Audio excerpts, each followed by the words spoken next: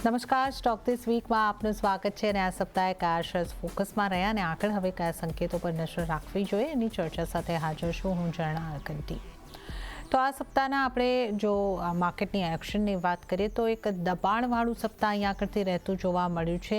AI ડિસ્પર્શનના ડરથી અહીંયા આગળથી જે ખાસ કરીને આઈટી સ્ટોક્સ છે એને મોટો ઘટાડો અહીંયા આગળથી દર્શાવ્યો છે અને સપોર્ટ લેવલ નિફ્ટીના આપણને તૂટતા દેખાયા છે. પણ પહેલાં આપણે વાત કરી લઈએ સેન્સેક્સનું ક્લોઝિંગ કેવું રહ્યું છે. તો 1.25% દબાણ સાથે સેન્સેક્સનું સપ્તાહ 1.25% દબાણ શુક્રવારના દિવસે બન્યું છે અને જો આપણે આ સપ્તાહના બજારની ચાલની વાત કરીએ તો અહીંયા પણ લગભગ 1% આસપાસનું દબાણ સેન્સેક્સ ઉપર અને 82,626 ઉપર સેન્સેક્સ બંધ થયો છે. નિફ્ટીની વાત કરીએ તો અહીંયા આગળ આપણે જોયું કે 25,500ના સપોર્ટ લેવલ પણ તૂટ્યા અને 25,471 ઉપર ક્લોઝિંગ થતું જોવા મળ્યું છે. 0.87%નું સાપ્તાહિક દબાણ નિફ્ટી ઉપર બન્યું છે. બેંક નિફ્ટીની વાત કરીએ તો થોડી પોઝિટિવિટી અહીંયા આગળથી રહેતી જોવા મળી છે. સાપ્તાહિક ધોરણે 0.11%ની મજબૂતી 60,186 ઉપર બેંક નિફ્ટીનું ક્લોઝિંગ આપણને જોવા મળ્યું છે. હવે વાત કરી લઈએ મિડ કેપ અને સ્મોલ કેપમાં આ સપ્તાહ દરમિયાન શું થયું. તો અહીંયા પણ મિડ કેપની અંદર દબાણ સાથેનું કામકાજ રહ્યું. 0.11%નું દબાણ 59,438 પર મિડ કેપનું સાપ્તાહિક ક્લોઝિંગ અને સ્મોલ કેપની આ સપ્તાહમાં વાત કરીએ તો અહીંયા 0.5%ની મજબૂતી રહી છે. 17,032 ઉપર ક્લોઝિંગ થતું જોવા મળ્યું છે. હવે સેક્ટર્સની આપણે જો વાત કરી લઈએ કે કયા સેક્ટરનું કેવું પરફોર્મન્સ રહ્યું. ઘટાડો વધારે રહ્યો છે તો નિફ્ટીના ઘટનારા સેક્ટર્સ આપણે જોઈએ. નિફ્ટી આઈટીમાં 8.23%નું દબાણ બન્યું છે. ત્યારબાદ એનર્જીમાં 2% દબાણ, ઓઇલ એન્ડ ગેસ ઇન્ડેક્સમાં પણ લગભગ 2%નું દબાણ અને એફએમસીજી ઇન્ડેક્સમાં પણ 0.25%નું દબાણ બનતું આપણે આ સપ્તાહ દરમિયાન જોયું છે. તો આ તમામ ઘટનારા સેક્ટર્સમાંથી આપણે જે ટોપ ઘટનારા સેક્ટર્સ છે એની અહીંયા આગળથી વાત કરી છે. આ સપ્તાહમાં જે મજબૂત સેક્ટર રહ્યા છે એના ઉપર પણ જો આપણે અહીંયા આગળથી નજર કરી લઈએ તો પીએસયુ બેંક્સમાં અહીંયા આગળ મજબૂતી રહેતી જોવા મળી છે. 3.27%ની મજબૂતી પીએસયુ ઇન્ડેક્સમાં બની. નિફ્ટી કન્ઝ્યુમરમાં પણ 3.25%ની મજબૂતી. ડિફેન્સ સેક્ટરમાં મજબૂતી દેખાય. ઇન્ડેક્સની વાત કરીએ તો 3.1%ની અહીંયા આગળથી આપણને મજબૂતી બનતી દેખાય છે અને નિફ્ટી ઓટોમાં 2.60%ની મજબૂતી આવતી આપણને જોવા મળી છે. તો આ આપણે અહીંયા આગળથી સેક્ટર્સની વાત કરીએ અને હવે જો આપણે સ્ટોકની વાત કરી લઈએ કે સ્ટોકનું પરફોર્મન્સ કેવું રહ્યું છે તો આ સપ્તાહના ટોપ લૂઝર કાઉન્ટર જોઈ લો. બધા જ કાઉન્ટર તમને આઈટી સેક્ટરના લાગી રહ્યા છે. ટોપ લૂઝરમાં ઇન્ફોસિસમાં 9%નું દબાણ આ સપ્તાહની અંદર બન્યું છે. HCL ટેકમાં 8.5%થી ઉપરનું દબાણ, TCSમાં પણ 0.9%નું દબાણ અને વિપ્રોની વાત કરીએ તો 7.21%નું દબાણ. તો આ તમામે તમામ 4 સ્ટોક ટોપ લૂઝર્સના અહીંયા કરતી આઈટી સ્ટોક્સમાંથી બનતા આપણને જોવા મળ્યા છે. હવે મજબૂત સ્ટોક્સ કયા રહ્યા છે આ સપ્તાહમાં એની વાત કરી લઈએ. SBI આ સપ્તાહનો મજબૂત સ્ટોક રહ્યો છે. 12.40%ની મજબૂતી અહીંયા આગળ. આઈસર મોટર્સમાં 12.37%ની મજબૂતી અહીંયા આગળથી બની છે. શ્રીરામ ફાઇનાન્સમાં 6.31%ની મજબૂતી અને અપોલો હોસ્પિટલમાં 5.45%ની મજબૂતી આવતી આપણને જોવા મળી છે. તો આજના આપણે આ સપ્તાહના ટોપ ગેઇનર્સ કાઉન્ટર્સની વાત કરી. વધારે ચર્ચા હવે આપણે કરીશું બોનાન્ઝા પોર્ટફોલિયોના વિરાટ જગડ આપણી સાથે જોડાઈ રહ્યા છે. વિરાટજી, સ્વાગત છે આપનું CNBC બજાર પર. અને આજે આપણે જે આ સપ્તાહની વાત કરી રહ્યા છે આ સપ્તાહમાં આપણે જોયું કે દબાણ સાથેનું કામકાજ જોવા મળ્યું અને આ જે નિફ્ટીના સપોર્ટ લેવલ છે આપણને તૂટતા દેખાયા. પહેલાં 25,700ના લેવલ તૂટ્યા અને શુક્રવારના દિવસે 25,500ના લેવલ પણ તૂટ્યા. હવે તમે નિફ્ટીની ચાલ કઈ રીતે જોઈ રહ્યા છો? સપોર્ટ હવે ક્યાં બની રહ્યો છે અને આવતા સપ્તાહે નિફ્ટીની ચાલ આપને કેવી લાગી રહી છે? સો વેરી ગુડ ઇવનિંગ ઝરણાજી. જે રીતના અત્યારે આપણે નિફ્ટી સ્પેસિફિક મોમેન્ટમની અગર જો વાત કરીએ તો સારું એવું કરેક્શન આપણને છેલ્લા 2 દિવસમાં આવતું જોવા મળ્યું છે. રિસેન્ટલી આપણે જોયું હતું કે 25,800ની આસપાસના લેવલ પાસે એક સારો એવો સપોર્ટ બનતો જોવા મળ્યો હતો. કાલના દિવસમાં 25,800ની આસપાસ આપણને ક્લોઝિંગ આવતું જોવા મળ્યું. આજે ગેપ ડાઉન ઓપન અને ગેપ ડાઉન બાદ કન્ટિન્યુઅસલી આપણને એક નેગેટિવિટી આપણને બનતી જોવા મળી હતી, જ્યાં નીચેમાં 25,500 લેવલ્સ પણ આપણને બ્રીચ થતા જોવા મળ્યા છે. તો ડેફિનેટલી જે ચાર્ટ સેટઅપ આપણને બનતા જોવા મળ્યા હતા એ કંઈક ને કંઈક અત્યારના ફરીથી થોડા ખરાબ થતા જોવા મળી રહ્યા છે. વીકલી પેરામીટર્સ પર જોઈએ તો કંઈક ને કંઈક ડાર્ક ક્લાઉડ કવર જેવી ફોર્મેશન પણ આપણને કેન્ડલસ્ટિક પર બનતી જોવા મળી રહી છે. સો પ્રોબેબલી અહીંયાથી નિફ્ટીમાં એક ઘટાડો આપણને કન્ટિન્યુ થતો જોવા મળી શકે છે. નીચેની સાઈડ પર 25,200 એક ઇમિડિયેટ સપોર્ટની જેમ કામ કરતું જોવા મળે, પરંતુ જો 225ના લેવલ્સ બ્રીચ થાય છે તો 25,000 સુધીના લેવલ્સ તમને ફરીથી ઓપન થતા જોવા મળી શકે છે. ઓન ધી અધર હેન્ડ ઉપરની સાઈડ પર હવે વાત કરીએ તો 25,800 ના લેવલ ઘણા ક્રુશિયલ રહેશે સરપાસ કરવા. જો અહીંયાથી 25,800 ના લેવલ સરપાસ નથી થતા તો આપણે એક નેગેટિવ આઉટલુક અહીંયાથી આવતા દિવસો માટે બનતું જોવા મળી શકે છે. જો 25,800 ની ઉપર સસ્ટેન કરે તો 26,000 એક ઇમિડિયેટ હર્ડલની જેમ કામ કરતું જોવા મળી શકે. તો હાયર લેવલ્સ પર કંઈક ને કંઈક કેપ ક્રિએટ થતી જોવા મળી રહી છે.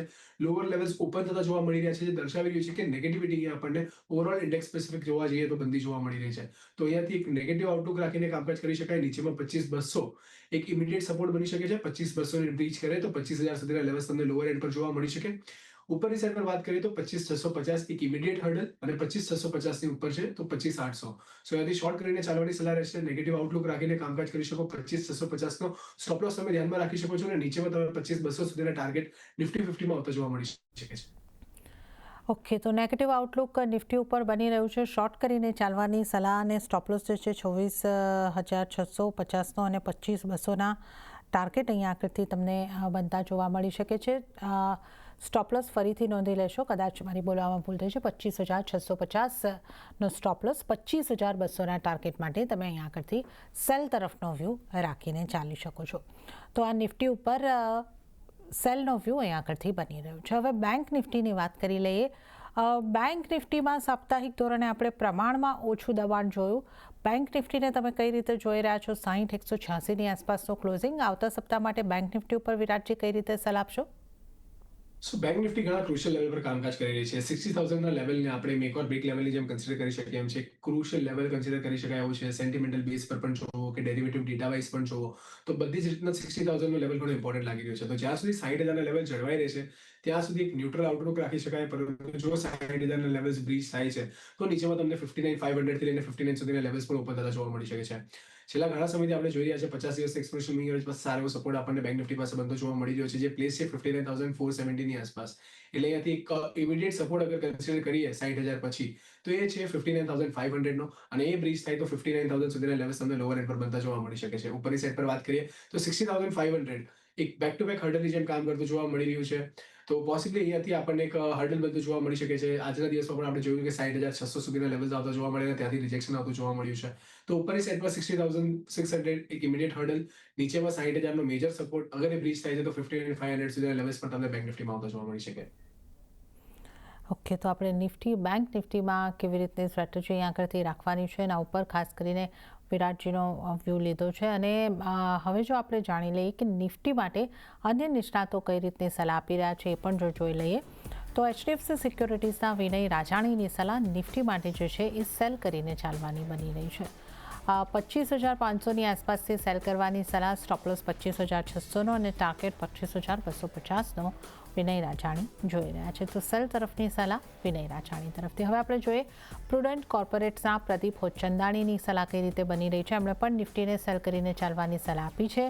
સ્ટોપ લોસ 25,620નો અને ટાર્ગેટ 25,250નો રાખવાની સલાહ અહીંયા આગળથી બની રહી છે. તો આપણા ત્રણેય નિષ્ણાતો સેલ તરફની સલાહ આપી રહ્યા છે અને ટાર્ગેટ 25,200, 25,250ની આસપાસના જોઈ રહ્યા છે.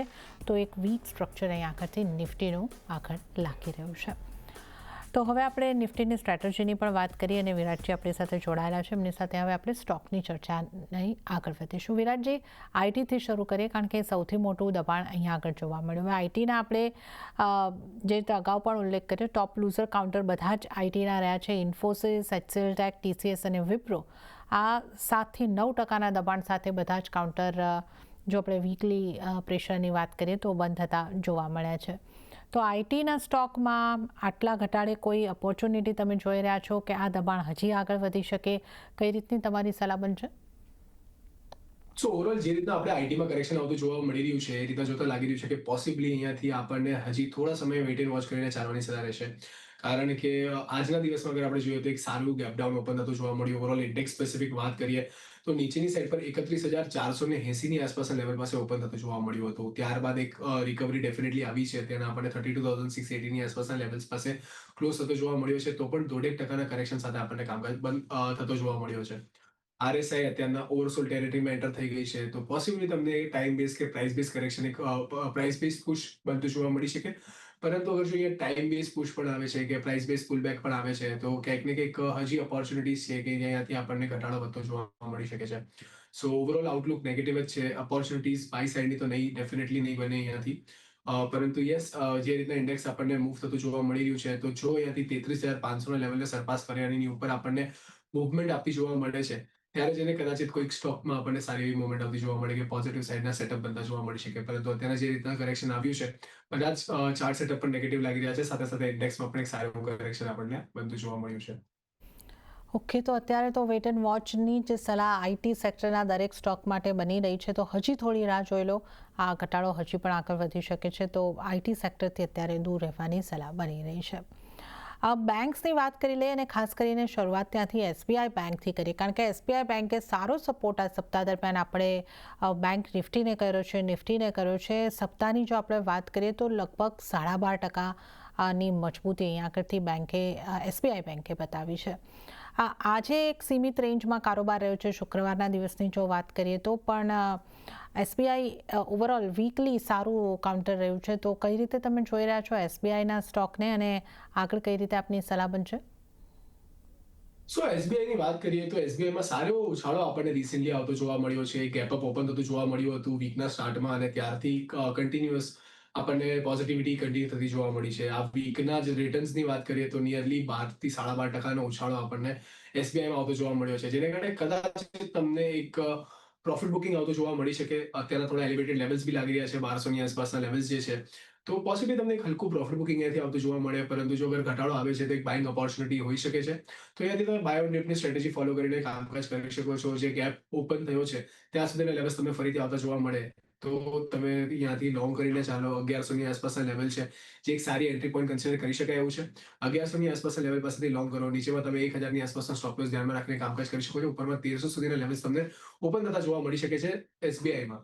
પરંતુ જે રીતે અત્યારના બહુ શોર્ટ સ્પેમમાં એક સારી એવી રેલી આપણે ઓબ્ઝર્વ કરી છે, જેને કારણે ટાઈમ બેઝ કે પ્રાઇસ બેઝ કરેક્શન આવવું જોઈએ.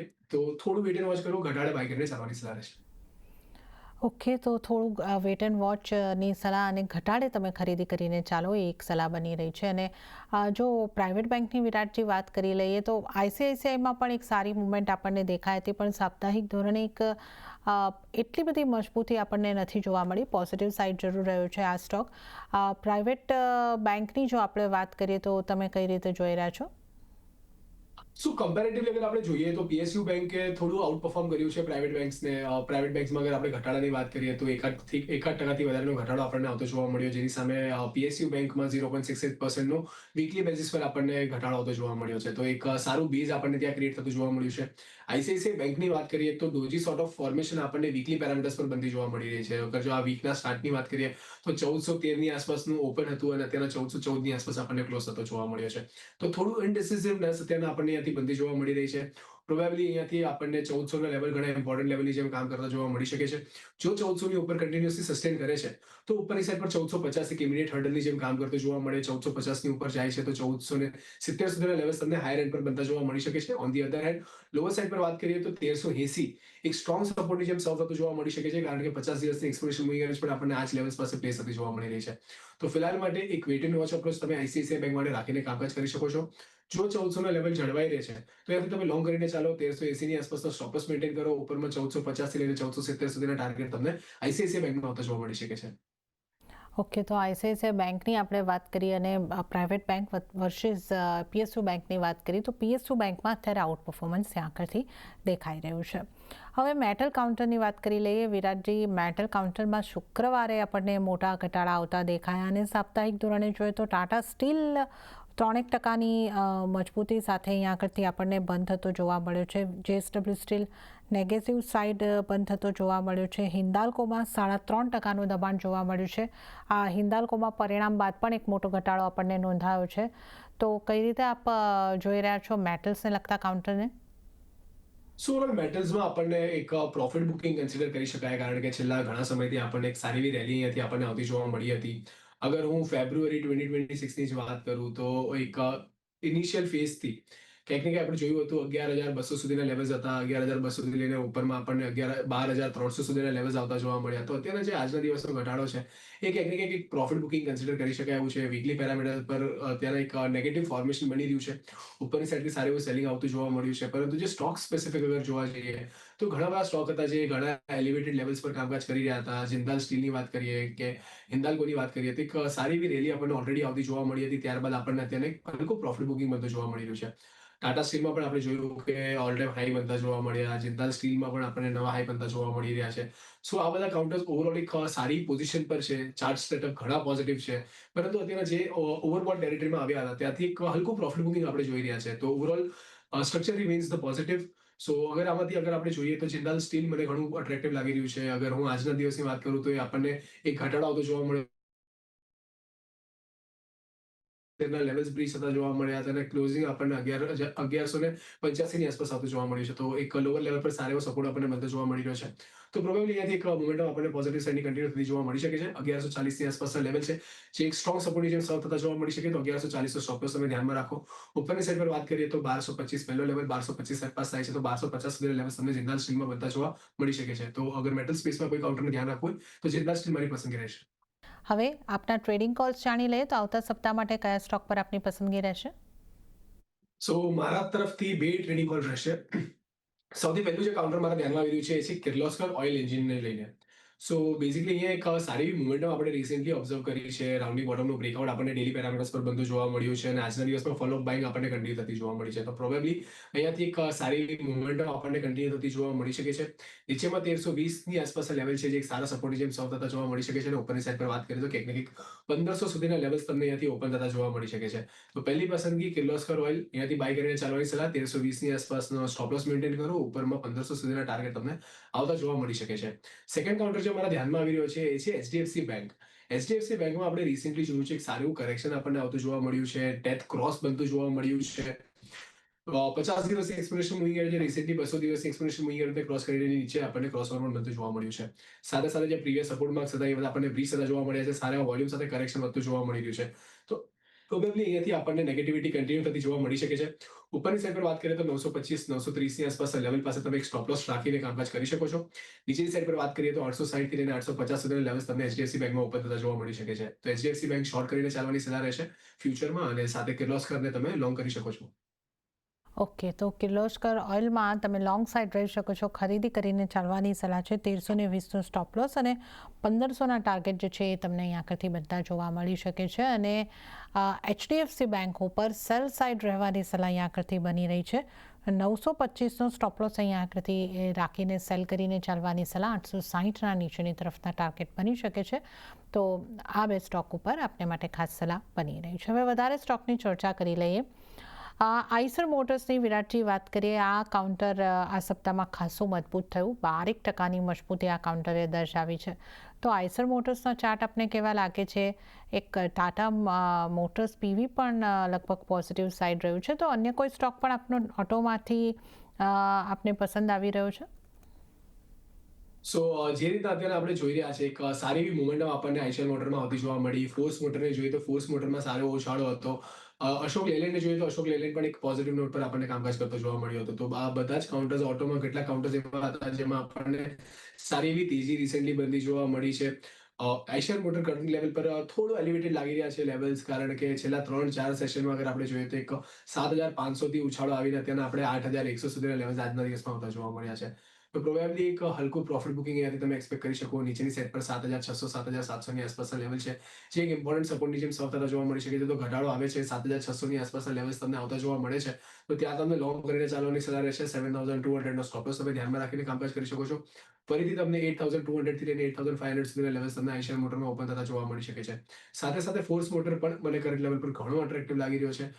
ડેફિનેટલી આપણને કાલના સેશનમાં એક પ્રોફિટ બુકિંગ આવતું જોવા મળ્યું હતું. પરંતુ આજના દિવસમાં ફરીથી લોઅર સાઈડથી એક બાઇંગ પ્રેશર આવતું જોવા મળ્યું છે. તો પ્રોબેબલી અહીંયા પણ તમે એક સારી એવી મોમેન્ટમ એક્સપેક્ટ કરીને ચાલી શકો છો. 22000 ની આસપાસના લેવલ છે જે લોઅર એન્ડ પર સારા સપોર્ટની જેમ કામ કરતા જોવા મળી શકે છે. ઉપરની સાઈડ પર વાત કરીએ તો કંઈક ને કંઈક 27500 થી લઈને 28000 સુધીના લેવલ્સ અહીંયા આપણને બનતા જોવા મળી શકે છે. તો આઈશર મોટર અને ફોર્સ મોટર આ બંને પર તમે કામકાજ કરીને ચાલી શકો છો. ધ્યાન રાખજો. ઓકે, તો અહીં આગળથી એક તો ખાસ કરીને આપણે જે વાત કરી કે કયા સ્ટોક્સ તમારે ધ્યાને રાખવાના છે, તો આઈસર મોટર્સ અને ફોર્સ મોટર્સમાં તમે ધ્યાન રાખીને ચાલી શકો છો. આઈસર મોટર્સમાં ઘટાડે ખરીદી કરવાની છે 7,600ની આસપાસથી. 7,200નો સ્ટોપ લોસ, 8,200, 8,500ના તમને ટાર્ગેટ બનતા જોવા મળી શકે છે. અને ફોર્સ મોટરમાં પણ ખરીદી કરીને ચાલવાની સલાહ છે.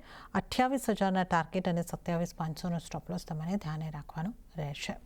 તો આ ઓટો સ્ટોકની વાત કરી છે. આ ઉપરાંત એસસીઆઈનું કાઉન્ટર જે વિરાટજી રહ્યું છે, ત્યાં આપણને એક આ જ રીતની 12% મજબૂતી આવતી જોવા મળી છે. આ કાઉન્ટરને તમે કઈ રીતે જોઈ રહ્યા છો અને અહીંયા તમારી કઈ રીતની સલાહ બનશે?